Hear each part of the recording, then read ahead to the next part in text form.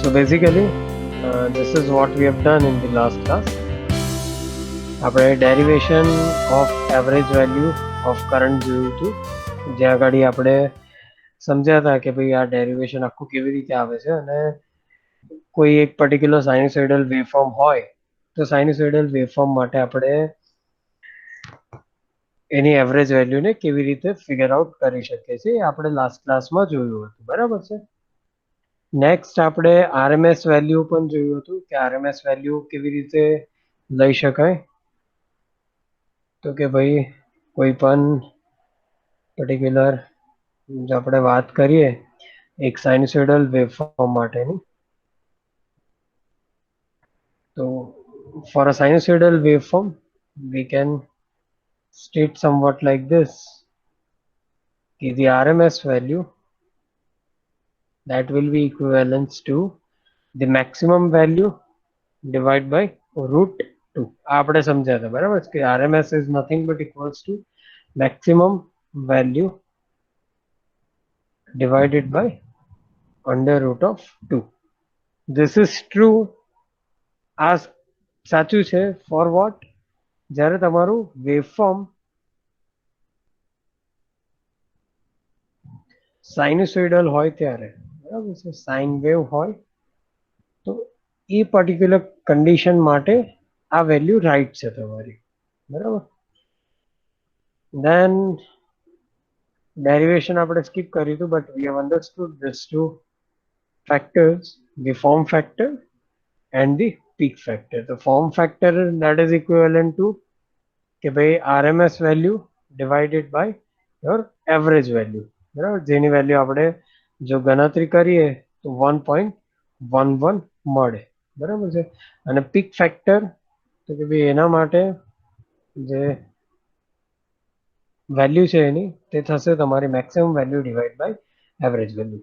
C trying to understand કે form factor, peak factor આ predefined variables છે.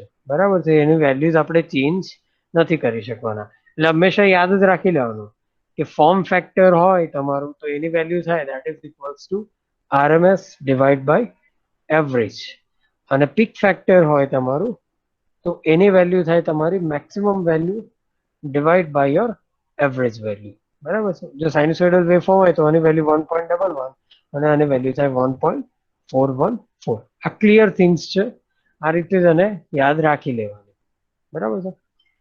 તો આપણે અહીંયા સુધી કમ્પ્લીટ કરીશું. Then we have also started with the phasors. બરાબર. આ રીતનું મને યાદ છે કે આપણે ફેઝર્સ પણ સ્ટાર્ટ કર્યા હતા અને વી હેવ અન્ડરસ્ટુડ કે what is the phase difference. બરાબર છે. સ્ટીલ આપણે ફરી એકવાર સમજી લઈએ કે what is the phase difference. તો કોઈને કદાચ ના ખબર પડી હોય તો આપણે એને સમજાવી શકીએ. બરાબર છે. એના સિવાય તમારા જે સિલેબસના અકોર્ડિંગ જો વાત કરીએ, સો we have completed till this point AC wave cycles, instantaneous values, amplitude, frequency, time period, RMS value, mean value એટલે કે average value, phase difference, power factor, electric field work, power energy. તો આ બધા topics આપણા હજી બાકી છે. Power factor શું હોય, ઇલેક્ટ્રિક ફિલ્ડ વર્ક, એનર્જી શું હોય એ સમજીશું આજના ક્લાસમાં. Concept of line value, phase value, line voltage, line current, phase voltage and phase current આ પણ સમજીશું આજે આપણે આજના ક્લાસમાં. બરાબર છે. અને લાસ્ટલી આપણે લેક્ચરને એન્ડ કરીશું with the concept of single phase and three phase supply. બરાબર છે. સો સ્ટાર્ટ કરીએ આજનો લેક્ચર આપણે. Okay, so basically pay attention now. As we have understood in the last class, what we do mean by the phase is simply somewhat like this. ક્યારે પણ આપણે જ્યારે ફેઝની વાત કરીએ તો આપણે શું સમજો જરાક ધ્યાનથી આ વસ્તુને. બરાબર છે. લેટ્સ સે કે આપણી પાસે આ રીતનું એક સાઇનુસોઇડલ વેવફોર્મ છે. બરાબર છે. આ પર્ટિક્યુલર સાઇન વેવ માટે આપણે એવું જાણીએ છીએ કે આ let's consider time t on the x axis and amplitude એટલે શું? તો કે ભાઈ વેલ્યુ. બરાબર છે. તમારા વેવફોર્મની વેલ્યુ શું છે એ આપણે અહીંયા આગળ વાય એક્સિસ પર લઈ રહ્યા. જેમ કે અહીંયા આગળ અત્યારે ટાઈમની વેલ્યુ 0 છે આ પોઈન્ટ પર, એઝ વેલ એઝ જે તમારો એમ્પ્લિટ્યુડ છે એની પણ વેલ્યુ 0 છે. જેમ જેમ તમારો ટાઈમ વધશે, લાઈક અહીંયા આગળ તમારો ટાઈમ t1 છે, અહીંયા તમારો ટાઈમ t2 છે, અહીંયા ટાઈમ તમારો t3 છે, and so and so fourth. તો એના અકોર્ડિંગ તમારી વેલ્યુઝ અહીંયા ચેન્જ થશે. બરાબર છે, એમ્પ્લિટ્યુડ ચેન્જ થશે. તમારા લોકોને અહીંયા આગળ આ પર્ટિક્યુલર વેવફોર્મ માટેની વેલ્યુઝ અહીંયા અલગ અલગ મળશે for the time t1, time t2, time t3 and so and so fourth. બરાબર છે યાર, આને શું થઈ રહ્યું છે? ચલો, anyways, so what we are trying to say is that કે let's say આપણે એવું કન્સિડર કરે છે કે જ્યારે ટાઈમ t ની વેલ્યુ અને એક ટેબલ બનાવીએ, બરાબર છે, કે એમ્પ્લિટ્યુડની વેલ્યુ. જ્યારે ટાઈમ t ની વેલ્યુ 0 હોય ત્યારે એમ્પ્લિટ્યુડની વેલ્યુ આપણને મળે છે 0. લેટ્સ સે એમ્પ્લિટ્યુડ 1 ફોર ધી વેવફોર્મ.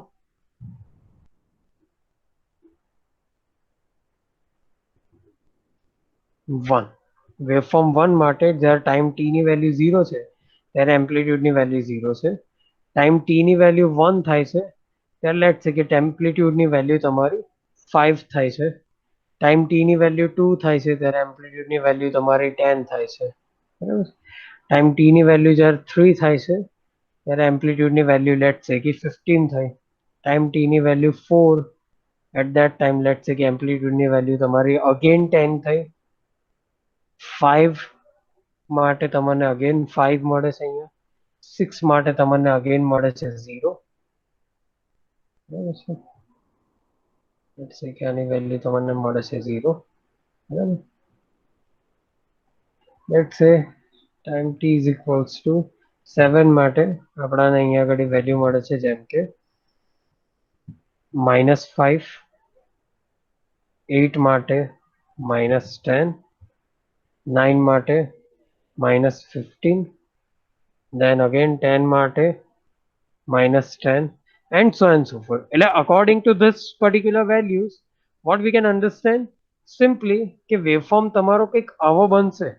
બરાબર છે, વેવફોર્મ તમારો કંઈક આવો બનશે કે જ્યારે આની વેલ્યુ 0 હોય ત્યારે 0, પછી ધીમે ધીમે ઇન્ક્રીઝ થઈ, પાછી ડિક્રીઝ થઈ, પાછો નેગેટિવ ડાયરેક્શનમાં જશે, પાછો અહીંયા ઘડી આવશે. બરાબર છે, આ રીતની તમને વેલ્યુ મળશે. Let's say we are now considering the second waveform. Let's call this as in the waveform 2, and for that we are having the value of amplitude 2. બરાબર છે, જ્યારે ટાઈમ t ની વેલ્યુ 0 છે ત્યારે આના એમ્પ્લિટ્યુડની વેલ્યુ લેટ્સ કન્સિડર કે આની value આપણાને ભાઈ મળે છે 15. બરાબર છે, જ્યારે આની વેલ્યુ 1 થાય છે ત્યારે આની વેલ્યુ લેટ્સ કન્સિડર કે આની વેલ્યુ 10 મળે છે. આની વેલ્યુ જ્યારે 2 છે ત્યારે આની વેલ્યુ લેટ્સ કન્સિડર કે આપણને 5 મળે છે. then so and so for 0, -5, then -10,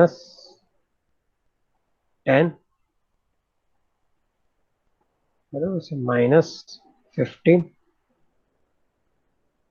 -10 again, then -5 again, 0 again, then again let's say કે +5. સો આના અકોર્ડિંગ આ વેલ્યુઝના અકોર્ડિંગ જો આપણે ડ્રો કરીએ ફિગરને તો આપણને શું ખબર પડે છે, જ્યારે ટાઈમ t ની વેલ્યુ 0 છે ત્યારે આ વેવફોર્મની વેલ્યુ કેટલી છે આપણી પાસે 50. બરાબર છે, એટલે ક્યાંક અહીંની આસપાસ તમને વેલ્યુ મળશે. પછી જ્યારે જેમ જેમ આપણે ટાઈમમાં આગળ વધીએ છીએ જ્યારે આની વેલ્યુ મેક્સિમમ છે, લુક એટ ધીસ, જ્યારે તમારા વેવફોર્મ 1 ની વેલ્યુ મેક્સિમમ છે ત્યારે સેકન્ડ વેવફોર્મની વેલ્યુ કેટલી છે તો કે ભાઈ 0. એટલે જ્યારે આની વેલ્યુ આ મેક્સિમમ અટેન્ડ કરે છે ત્યારે આ વેવફોર્મની વેલ્યુ 0 થશે. એટલે આ તમને સેકન્ડ વેવફોર્મ કંઈક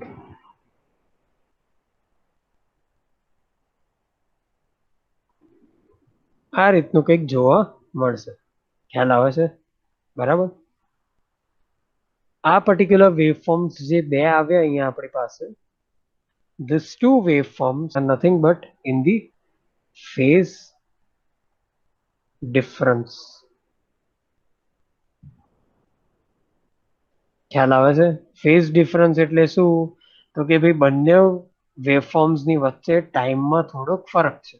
બરાબર છે, જેમ કે શું, જો હવે આ ફર્સ્ટ જે વેવફોર્મ છે જે આપણે બ્લેક પેન થી ડ્રો કર્યું છે તે વેવફોર્મ, અને આ જે રેડ પેન થી ડ્રો કરેલું છે એ વેવફોર્મ, રેડ પેન થી ડ્રો કરેલું છે એ વાળું વેવફોર્મ, બંને આપણે વન એન્ડ સેમ જ છે, બરાબર છે. ફરક એટલો છે કે આ વેવફોર્મ તમારું ટાઈમમાં થોડુંક નેગેટિવમાં ડાયરેક્શનમાં ચાલુ થઈ ગયું છે, બરાબર છે, જ્યારે આ વેવફોર્મ તમારું અહીંયાથી ચાલુ થાય છે. સમયમાં થોડોક આગળ પાછળનો ફરક છે, એના સિવાય બંને વેવફોર્મ્સની વચ્ચે કોઈ ફરક નથી. Let's try and understand that.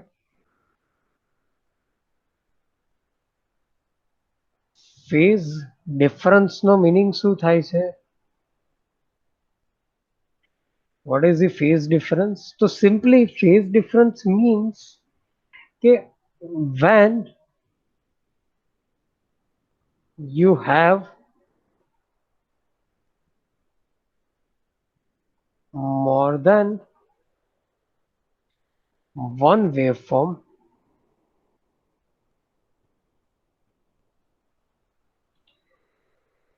with the same frequency.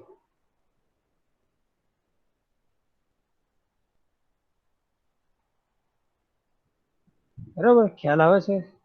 કેવા વેવફોર્મ જોઈએ તો કે એકથી વધારે with the same kind of frequency. At that time,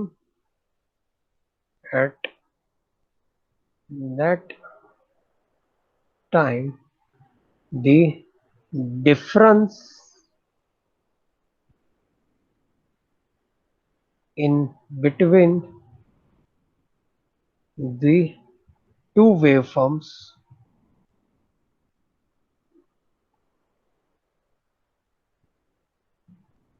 can be given by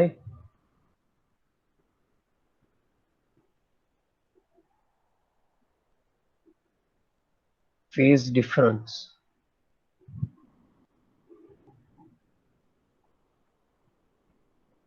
ખ્યાલ આવે છે? ફેઝ ડિફરન્સથી કેવી રીતે આ વેવફોર્મ ને ઇન્ડિકેટ કરવામાં આવે તો સમજો, બરાબર છે. કે લાઈક હવે આપણે જે આગળ પ્રીવિયસ કેસ લીધો તો એની જ વાત કરીએ છે.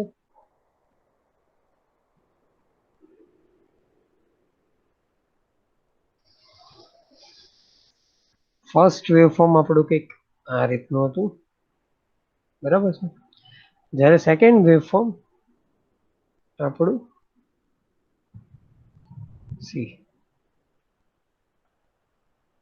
કંઈક આ રીતનું હતું, right. Now for the first waveform, let's say કે કન્સિડર કરીએ કે આની જે અહીંયા આગળ વેલ્યુ છે આ, this is the maximum value. Let's call this as in the VM1, where second waveform ની આ જે maximum value આપણાને મળે છે, let's call that as in the VM2. બંને વોલ્ટેજના વેવફોર્મ છે, આપણે એવું કન્સિડર કરીએ. તો વેવફોર્મ 1 માટે આપણે એવું કંઈક લખી શકીએ કે V1 that will be equals to VM1, let's say કે sin of omega t. આપણે લાસ્ટ લેક્ચરમાં ભણ્યા હતા કે આ વેવફોર્મનો વેલ્યુ હવે કેવી રીતે લખી શકાય કે VM1 that is the maximum value sin of omega t ની વેલ્યુ, કે sin of omega t ને આપણે જો રિપ્રેઝન્ટ કરીએ તો એની વેલ્યુ કંઈક આ રીતે બને કે તમારું +1 થી -1 સુધી આની વેલ્યુ ડિફર થઈ શકે. અને જો આપણે VM1 થી મલ્ટીપ્લાય કરી દઈએ તો પોઝિટિવ સાઈડ તમારી મેક્સિમમ વેલ્યુ થઈ જશે VM1, અને નેગેટિવ સાઈડ પર તમારી મેક્સિમમ વેલ્યુ થઈ જશે -VM1. સો અલ્ટિમેટલી એ તમારું શું રહેશે તો કે that is nothing but a sinusoidal waveform. Same way let's say કે તમારા VM વોલ્ટેજ 2 ની વેલ્યુ શું થશે તો કે that is nothing but equals to VM2 instead of sin of omega t. હવે sin of omega t થી શું ફરક પડે છે સમજો, બરાબર છે. Let me quickly show you that what difference does this make. બરાબર છે. આપણે એક કામ કરીએ, અહીંયા ઘડી ટાઈમ t ની વેલ્યુને કન્સિડર કરીએ ને જોડે જોડે v1 ની વેલ્યુને કન્સિડર કરીએ. લેટ્સ સે કે v1 that is equals to vm1 sin of omega t. Let's consider the value of t that is equals to 0. Putting the value t equals to 0 in this equation, will give us the value of V1 that is equals to Vm1 sine of in bracket omega multiplied with t. So which is nothing but equals to Vm1, right, sine of omega t ની value આપણે શું મૂકવાની છે તો કે 0, તો omega multiply with 0 that is equals to Vm1 sine of 0. હવે sin 0 શું થાય તો કે that is nothing but equals to 0. So finally we will get Vm1 multiply with 0 which is nothing but equals to 0. સમજ પડે છે? ખ્યાલ આવે છે? So this is nothing but the importance of putting sine of omega t over here. જેમ જેમ આપણે values change કરીશું કે લાઈક ભાઈ હવે સાઇન ની વેલ્યુ આપણે કન્સિડર કરી છે અહીંયા આગળ time t is equals to 0, same way અગર ટાઈમ t ની વેલ્યુ આપણે કન્સિડર કરે છે જેમ કે 30 ડિગ્રી, હે ને તો फिर 30 કન્સિડર કરીએ બરાબર છે. Let's consider the value of omega into t over here. Instead of taking the value of time t over here, આપણે શું કન્સિડર કરીએ ડાયરેક્ટ ઓમેગા t ની જ વેલ્યુ કન્સિડર કરી લઈએ છે. અને ઉપર અહીંયા આગળ આપણી પાસે જે વેવફોર્મ બનેલું છે ને અહીંયા પણ આપણે એવું જ કહીએ છીએ કે ભાઈ એક્સ એક્સિસ પર તમારી પાસે ટી ની જગ્યાએ છે ઓમેગા ટી અને વાય એક્સિસ પર આપણે એમ્પ્લિટ્યુડ કન્સિડર કરીએ છીએ. બરાબર છે? હવે જુઓ આગળ, બરાબર છે, માન લો કે ઓમેગા ટી ની વેલ્યુ જો તમે લોકો 0 કન્સિડર કરો તો ડેફિનેટલી આખું જે વેલ્યુ છે તે જ તમારી 0 થી રિપ્લેસ થઈ જાય અને ફાઇનલી તમારી વેલ્યુ તો આ જ રહેવાની કે sin of 0 that is equals to 0 and the value of v1 will be equals to 0. Let's consider omega t ની વેલ્યુ જો તમારી 30 ડિગ્રી થાય તો v1 ની વેલ્યુ શું થશે તમારી that is nothing but equals to vm1 sin of 30 degrees, है ना, which is nothing but equals to vm1 divided by under root of 2. આવી કંઈક વેલ્યુ મળશે. સેમ વે તમે જો 60 પર કન્સિડર કરો તો અગેન તમને વેલ્યુ મળશે v1 ની. સેમ વે જો તમે 90 ડિગ્રી કન્સિડર કરો તો અગેન તમને એક વેલ્યુ મળશે કે like v1 that is equals to vm1 sin of 90 degree. હવે sin 90 ની વેલ્યુ કેટલી થાય તો કે that is nothing but equals to 1. તો v1 ની વેલ્યુ શું મળશે that is equals to vm1 into 1 which is nothing but equals to let's say કે vm1 જે મેક્સિમમ વેલ્યુ છે આપણા વેવફોર્મ ની તે મળશે v1 ની વેલ્યુ. સેમ વે પછી આગળ તમે જેમ જેમ એંગલ ને વધારતા જશો એમ એમ તમારી પાછી વેલ્યુ ઘટશે. એક પોઈન્ટ એવો આવશે કે આપણે સાઇન ની વેલ્યુ જો કન્સિડર કરીએ કે that is equals to 180 degree, બરાબર છે, તો અગેન અહીંયા આગળ સાઇન ની વેલ્યુ થશે v1 that is equals to vm1 sin of અગર આપણે 180 કન્સિડર કરીએ તો we will get vm1 which is multiplied with 0 again sin 180 that is nothing but equals to 0. તો અગેન એની વેલ્યુ 0 થશે. પછી જેમ જેમ તમે હજી આગળ વધારતા જશો એમ એમ તમને નેગેટિવમાં વેલ્યુ મળતી જશે. બરાબર છે? સમજવા વાળી વસ્તુ શું છે કે આ જે ડેફિનેશન આપણે અહીંયા આગળ લખી છે આની કે v1 that is equals to vm1 sin of omega t, બરાબર છે, તે પરફેક્ટલી તમારા આ પર્ટિક્યુલર જે બ્લેક વાળું વેવફોર્મ છે એને રિપ્રેઝેન્ટ કરે છે. સેમ વે મારે શું જોઈએ છે કે જે આ રેડ વાળું વેવફોર્મ છે આપણું, આ જે રેડ વાળું વેવફોર્મ છે એને પણ રિપ્રેઝેન્ટ કરતું એક ફોર્મ્યુલા મારે અહીંયા બનાવવું છે. બરાબર છે? પણ આ પર્ટિક્યુલર ફોર્મ્યુલા માટે આપણને શું ખબર છે ધ્યાનથી સમજો. હા, આ પર્ટિક્યુલર ફોર્મ્યુલા માટે આપણને શું ખબર છે તો કે ભાઈ v2 ની જે વેલ્યુ છે that is equivalent to somewhat like this કે જ્યારે તમારી પાસે અહીંયા આગળ ટાઈમ ઓર લેટ્સ સે ઓમેગા ટી ની વેલ્યુ જ્યારે તમારી પાસે 0 હોય ત્યારે આની વેલ્યુ કેટલી થવી જોઈએ તમારી તો કે that is equals to v2 which is nothing but equals to vm1. ખ્યાલ આવે છે? બરાબર છે? સમજ પડી રહી છે બધાને કે જ્યારે તમારા ઓમેગા ટી ની વેલ્યુ 0 હોય ત્યારે v2 ની વેલ્યુ કેટલી થવી જોઈએ તો કે તે તમારી મેક્સિમમ થવી જોઈએ જેમ કે vm2. બરાબર છે? સેમ વે જ્યારે આની વેલ્યુ 30 થાય ત્યારે આની વેલ્યુ થોડીક ડિક્રીઝ થયેલી હોવી જોઈએ તમારી પાસે and so and so forth. જેમ કે જ્યાં ઘડી તમારા ફર્સ્ટ વેવફોર્મ ની વેલ્યુ મેક્સિમમ થાય છે જેમ કે 90 ડિગ્રી પર, બરાબર, જેમ કે 90 ડિગ્રી પર અને વેલ્યુ મેક્સિમમ થાય છે તો એ પર્ટિક્યુલર પોઈન્ટ પર તમારા V2 ની જે વેલ્યુ છે તે કેવી થવી જોઈએ? That should be equivalent two 0. બરાબર છે. હવે આવું જો મારે જોઈતું હોય, જો આ પ્રકારનું કન્ડિશન મારે જોઈતી હોય તો આની ડેફિનેશન કેવી રીતે આપવી પડશે V2 ની? ધ્યાનથી જુઓ. The definition of V2 can be given somewhat like this: V2 that is nothing but equals to Vm2 multiplied with sine of omega t plus 90 degree. સમજ પડે છે? શું કર્યું અહીંયા ઘડી? તો કે જે V2 ની ડેફિનેશન લખી એમાં સિમ્પલી આપણે sine of omega t consider કરવાની જગ્યાએ શું કન્સિડર કર્યું? Sine of omega t plus 90. Values put કરી જુઓ એટલે તમને ખ્યાલ આવશે કે V2 that is equals to Vm2 sin of omega t plus 90 કરીએ તો આનાથી શું ફરક પડે આપણા ગણતરીમાં એ જુઓ. તો કે ભાઈ જ્યારે તમારા ટાઈમ ઓમેગા ટી ની વેલ્યુ જો 0 કન્સિડર કરીએ તો અહીંયા ફોર્મ્યુલા શું મળશે? V2 that is equals to Vm2 sin of omega t ની જગ્યાએ 0 રિપ્લેસ કરીએ plus 90 which is equals to Vm2 sin of 90. sin 90 ની વેલ્યુ થશે તમારી 1 અને V2 ની વેલ્યુ થશે તમારી Vm2 જે છે તમારી મેક્સિમમ વેલ્યુ. સમજ પડે છે? સેમ વે જ્યારે આપણે સાઇન ની વેલ્યુ 90 ડિગ્રી કન્સિડર કરીશું ત્યારે અહીંયા V2 ની ઓમેગા ટી ની વેલ્યુ જ્યારે આપણે 90 કન્સિડર કરીશું એ ટાઈમે V2 ની વેલ્યુ શું થશે? તો કે V2 that is equals to Vm2 sin of 90 plus 90 which is equals to Vm2 sin of 180. sin 180 ની value again 0 which is nothing but equals to 0. તો V2 ની વેલ્યુ આપણને શું મળશે?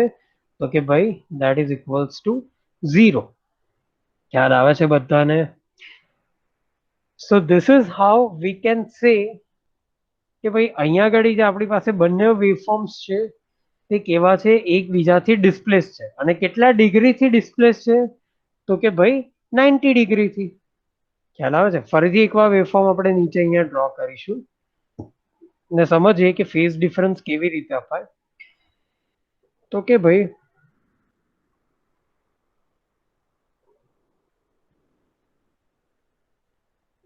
ધ્યાનથી જોજો બધા. લેટ્સ સે કે આપણી પાસે આ ફર્સ્ટ વેવફોર્મ છે. For this first waveform,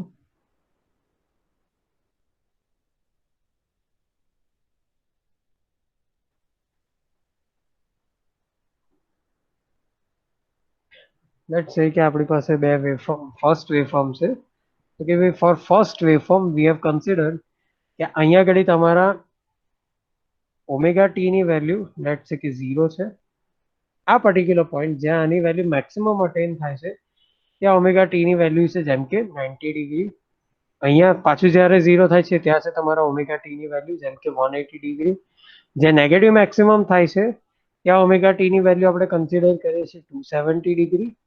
અને જ્યાં પાછું 0 થાય છે ત્યાં આપણે કન્સિડર કરીએ છીએ 360 ડિગ્રી.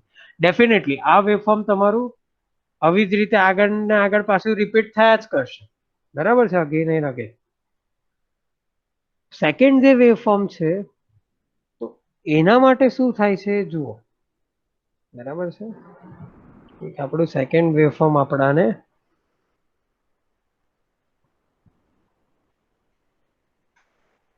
આ રીતનું કંઈક મળે છે.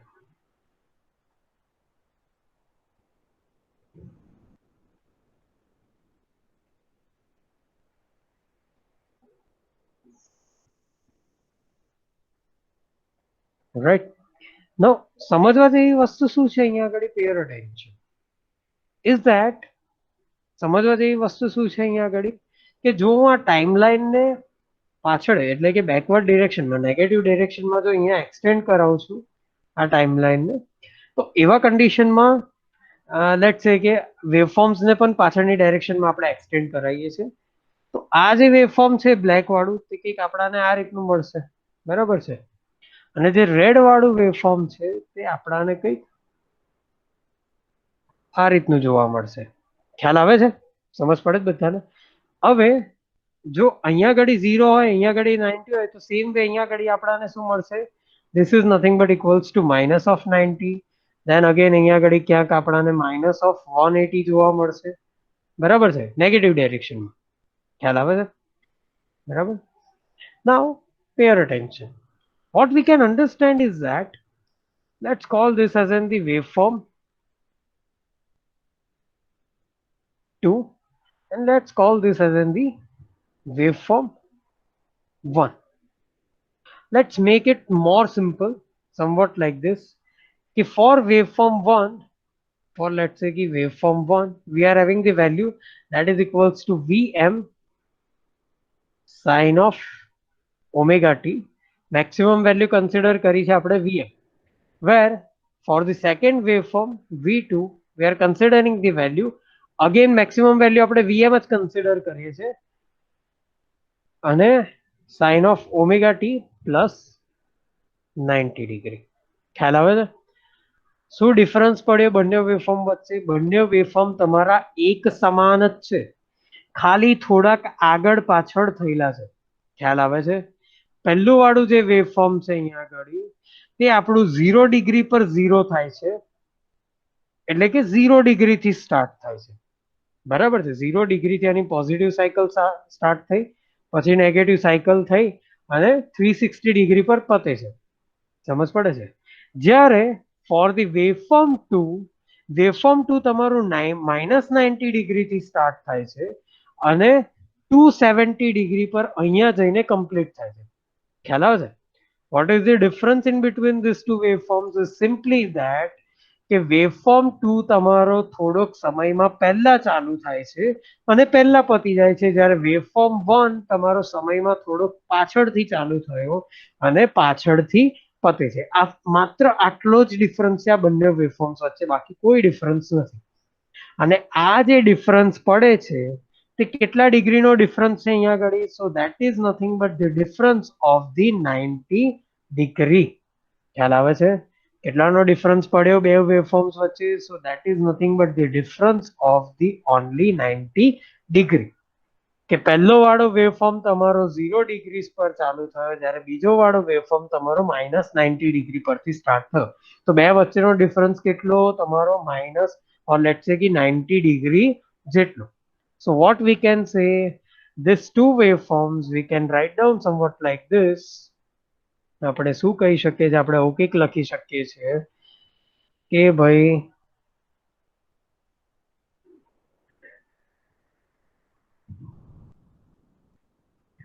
waveform 1 and waveform 2 are 90 degree phase displaced with each other. Right? સમજ પડે છે? બીજો પોઈન્ટ શું લખી શકીએ? and the phase difference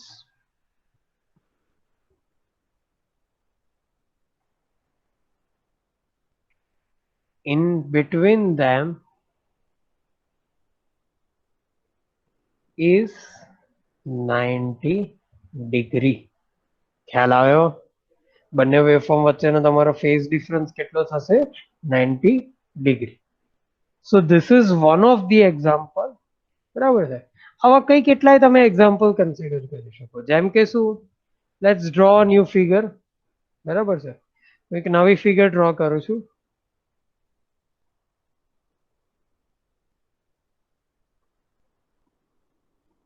let's say કે આ આપણો વેવફોર્મ 1 થયો.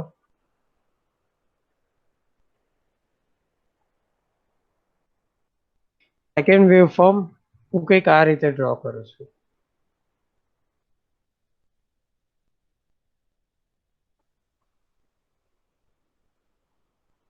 બરાબર છે? This is the waveform and this is a wave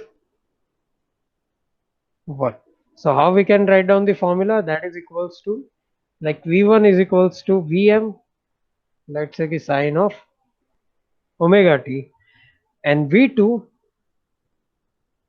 can be Vm sine of omega t plus 180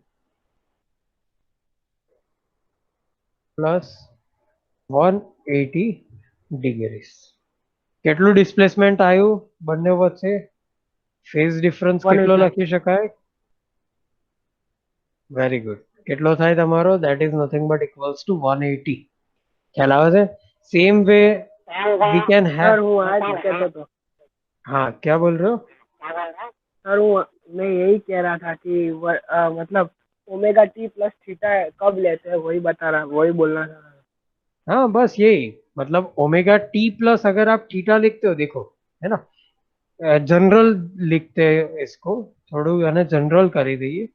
તો જ્યારે તમે બે વેવફોર્મ્સને આવી રીતે લખો કે જેમ કે V1 that is equals to Vm1, હવે એકદમ જનરલાઇઝ કરીએ છીએ કે waveform 1 or voltage 1 that is equals to Vm1, એટલે maximum value 1 sine of omega t આવું જો લેતા હોય, અને સેકન્ડ વેવફોર્મ માટે એવું લખીએ કે V2 that is equals to another maximum value that is Vm2 sine of omega t plus, જો અહીંયા થીટા લખીએ તો બે વેવફોર્મ વચ્ચેનો ફેઝ ડિફરન્સ કેટલો થાય?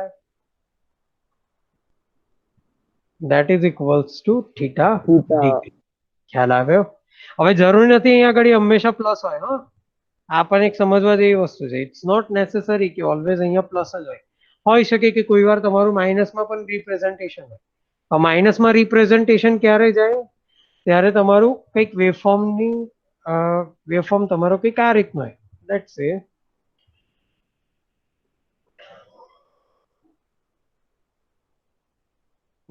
સે કે this is your first waveform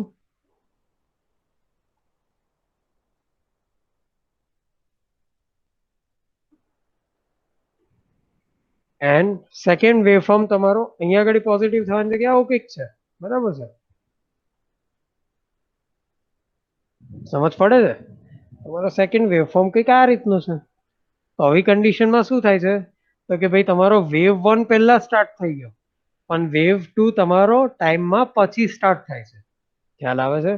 waveform 1 અહીંયા ફર્સ્ટ સ્ટાર્ટ થયો, ત્યારે વેવફોર્મ 2 તમારો સેકન્ડ સ્ટાર્ટ થયો, બરાબર છે? તો બંને વચ્ચેનો ડિફરન્સ અગેન 90 ડિગ્રી છે. પણ જો આપણે V1 ને આવી રીતે રિપ્રેઝન્ટ કરતા હોય કે V1 that is equals to Vm sin of omega t, તો આવી કન્ડિશનમાં V2 ને આપણે કેવી રીતે શો કરીશું? that is equals to Vm sin of omega t minus 90 degree. અહીંયા શું આવી જશે? પ્લસની જગ્યાએ તમારું માઇનસ આવી જશે. ખ્યાલ આવે છે? અને માઇનસ કેમ આવે છે? કેમ કે તમારો સેકન્ડ વાળો વેવફોર્મ ટાઈમમાં લેગ કરે છે compare to the first waveform. સમજો લીડ અને લેગનો કન્સેપ્ટ, હા ભાઈ, બરાબર છે? તમારો સેકન્ડ વેવફોર્મ અહીંયા આપણે શું કહી શકીએ? તો કે wave 2 is lagging in time to the wave 1. ખ્યાલ આવે છે? વેવફોર્મ 2 અહીંયા તમારો લેગ કરે છે, એટલે પાછળ ચાલે છે કમ્પેર ટુ ધી વેવફોર્મ 1. હવે કોઈ એવું ના કહેતા અહીંયા આગળ, બરાબર કે સાહેબ એમ ડ્રોઈંગમાં જોવા જાવ તો આ વેવફોર્મ તમારો આગળ છે અને આ વેવફોર્મ તમારો પાછળ છે, એવું નથી, બરાબર છે? અહીંયા આગળ આપણે ઓમેગા ટી એટલે ટાઈમ કન્સિડર કરે છે. જેમ જેમ આપણે અહીંયા આગળ ટાઈમની વેલ્યુ જો 0 હોય તો અહીંયા આગળ ટાઈમની વેલ્યુ 1 થાય. એટલે કે જો તમારા ઘડિયાળમાં તમે જુઓ તો અત્યારે 0 સેકન્ડ થાય છે, તો 1 સેકન્ડ પછી તમારી 1 સેકન્ડ થાય, 2 સેકન્ડ પછી તમારી 2 સેકન્ડ થાય, 3 સેકન્ડ પછી 3 સેકન્ડ થાય. તો સમયમાં 1 પહેલા 0 પહેલા આવ્યો કહેવાય અને 3 પછી આવ્યો કહેવાય. સમજ પડે છે? સેમ વે અહીંયા આગળ જો તમે જુઓ તો આ બ્લેક વાળો વેવફોર્મ તમારો પહેલા સ્ટાર્ટ થયો અને આ રેડ વાળો વેવફોર્મ તમારો પાછળથી સ્ટાર્ટ થયો.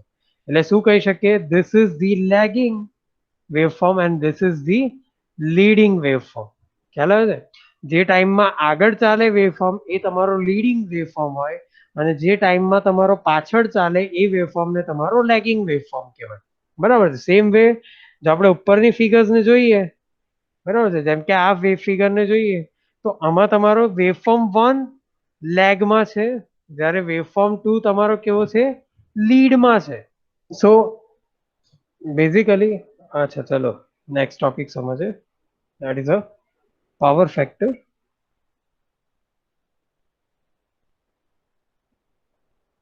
Now, do anyone understand कि what is the power factor? કોઈને ખબર છે પાવર ફેક્ટર શું હોય છે? હા, કોઈને ખ્યાલ છે ખરો પાવર ફેક્ટર શું હોય છે? નથી ખ્યાલ? ચલો આપણે સમજીએ. બરાબર છે. Now, જ્યારે પણ આપણે કોઈ ઇલેક્ટ્રિકલ સર્કિટની વાત કરતા હોય, આ વસ્તુ આપણે આગળ સમજેલા જ, રાઈટ, કે ફોર એની ઇલેક્ટ્રિક સર્કિટ, ફોર એની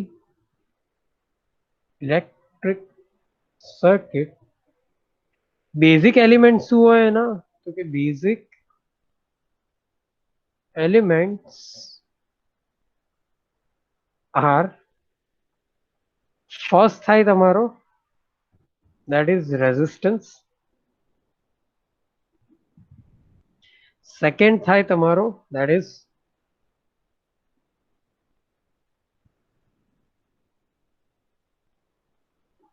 inductance, અને third થાય that is the capacitance, right? Now pay attention, for all of these three different elements, let's say આમાંથી હું પહેલા અત્યારે કન્સિડર કરું છું first element, that is the resistance. Resistance ને આપણે જો કન્સિડર કરીએ, હવે રેઝિસ્ટન્સ માટે એક સર્કિટ બનાવું છું અહીંયા આગળ, કે જેમ કે કંઈક આ રીતની સર્કિટ છે. એક આપણી પાસે અહીંયા આગળ સપ્લાય છે, એસી સપ્લાય છે આપણી પાસે. આપણે એસી ડીસી નો કન્સેપ્ટ સમજ્યા હતા આગળ. માન લો કે જેમ કે આપણી પાસે અહીંયા આગળ એસી સપ્લાય છે. આ એસી સપ્લાયની જોડે મેં અહીંયા એક રેઝિસ્ટન્સ કનેક્ટ કરી રાખ્યો છે, જેના રેઝિસ્ટન્સની વેલ્યુ જેમ કે કંઈક આર છે. અહીંયા જે એસી સપ્લાય છે તેના વોલ્ટેજની વેલ્યુ છે જેમ કે વી, અને વોલ્ટેજ વી ના લીધે જે તમારો કરંટ ફ્લો થશે અહીંયા આગળ એની વેલ્યુ આપણે કન્સિડર કરે છે જેમ કે આઈ. હવે વોલ્ટેજ વી ની વેલ્યુ અહીંયા કન્સિડર કરું છું કે વી that is equals to vm maximum value into sin of omega t. Definitely આ આપણું એક અલ્ટરનેટિંગ વેવફોર્મ છે, અલ્ટરનેટિંગ સપ્લાય છે, તો એની વેલ્યુ આવી જ થશે કે v is equals to vm sin of omega t. કેમ કે અલ્ટરનેટિંગ વેવફોર્મ, અલ્ટરનેટિંગ વોલ્ટેજ એ સાઇનસોઇડલ વોલ્ટેજ હોય ને એને વોલ્ટેજની વેલ્યુ આપણે લખી શકીએ કે v is equals to maximum value multiply with sin of omega t. બરાબર છે. હવે આના અકોર્ડિંગ, આ વોલ્ટેજની વેલ્યુના અકોર્ડિંગ આપણે કરંટની વેલ્યુ ફિગર આઉટ કરી શકીએ. તેનાથી તો કે from Ohm's law we can say that value of I is nothing but equals to V divided by R. Ohm's law શું કહે છે? I is equals to V divided by R. Accordingly આપણે શું લખી શકીએ કે I is equals to V ની value મૂકો તો કે ભાઈ Vm sin of omega t whole divided by R. R constant છે, Vm constant છે, તો I ની વેલ્યુ શું થશે? That is equals to Vm by R multiplied with sin of omega t. ખ્યાલ આવે છે? બરાબર. નાવ લેટ્સ સે કે હજી આગળ લખીએ તો કે I that is equals to Im sin of omega t, where in the bracket we have considered that Im that is nothing but equals to Vm divided by R. સમજ પડે છે? ખ્યાલ? તો અહીંયા આગળ શું થઈ રહ્યું છે આપણી પાસે? જુઓ ધ્યાનથી. બરાબર છે. Vm ની વેલ્યુ મળી, સોરી V ની વેલ્યુ મળી આપણાને, V ની વેલ્યુ મળી આપણાને that is equals to Vm sin of omega t. At the same time જે કરંટ છે તમારો એની પણ વેલ્યુ શું મળે છે તો કે Im sin of omega t. હવે બંને વેલ્યુને હું જોડે લખું છું, ધ્યાનથી જોજો, બરાબર? બંને વેલ્યુને હું જોડે લખું છું કે v that is equals to Vm sin of omega t, where I is equals to Im sin of omega t. ખ્યાલ આવે? એટલે આપણે શું કહી શકીએ છીએ અહીંયાથી જોઈને કે ભાઈ જે વોલ્ટેજનો વેવફોર્મ છે તે અને જે આપણો કરંટનો વેવફોર્મ છે અહીંયા આગળ તે આ બંને વેવફોર્મ તમારા એક સમાન થશે. ફેઝમાં કોઈ જ ડિફરન્સ નથી આ બંને વચ્ચે. આ બંને માટે આપણે જો ફેઝ ડિફરન્સ લખીએ, બરાબર છે, તો ફેઝ ડિફરન્સની વેલ્યુ કેટલી થાય? That is nothing but equals to 0. જો આને આપણે ડ્રો કરીએ તો ડ્રોઈંગ કેવી રીતનું મળશે આપણને? That is somewhat like this. બરાબર છે. લેટ્સ સે કે આ બ્લેક વાળું જે વેવફોર્મ છે તમારું, that is four, let's say કે ધીસ ઇઝ ફોર V, અને કરંટ માટેનું જે વેવફોર્મ થશે તમારું કંઈક કદાચ આ રીતનું મળે. આપણે એવું કન્સિડર કરીએ છીએ કે અહીંયા બંનેના એમ્પ્લિટ્યુડની વેલ્યુ ચેન્જ છે, એટલે જે મેક્સિમમ વેલ્યુ રીચ કરે છે અહીંયા ઘડી આ મેક્સિમમ વેલ્યુ રીચ કરશે, ધેટ ઇઝ યોર Vm. અહીંયા સેકન્ડ વેવફોર્મ જે તમારી મેક્સિમમ વેલ્યુ અટેન કરશે, that is will be equals to Im. એટલે હોઈ શકે કે હાઇટમાં ફરક હોય પણ એને ફ્રીક્વન્સી સેમ રહેશે, એમ્પ્લિટ્યુડ અલગ અલગ રહી શકે છે, પણ ફેઝ ડિફરન્સની વેલ્યુ કેવી રીતે તમારી 0. ખ્યાલ આવે છે? જ્યારે આવું થાય તમારી પાસે કે વોલ્ટેજ અને કરંટ બંને સેમ ફેઝમાં હોય, ફેઝ ડિફરન્સ 0 હોય, એવા ટાઈમે જે આપણે પાવરની વેલ્યુ લખીએ, બરાબર છે, પાવરની વેલ્યુ જે લખીએ છીએ અહીંયા આગળ, power that is equals two V into I. સો બંને વચ્ચેના ફેઝ ડિફરન્સની વેલ્યુ 0 હોવાને કારણે અહીંયા આગળ આપણાને પાવર ફેક્ટરની વેલ્યુ મળશે, that will be equals to 0. બરાબર છે, 0 ડિગ્રીઝ.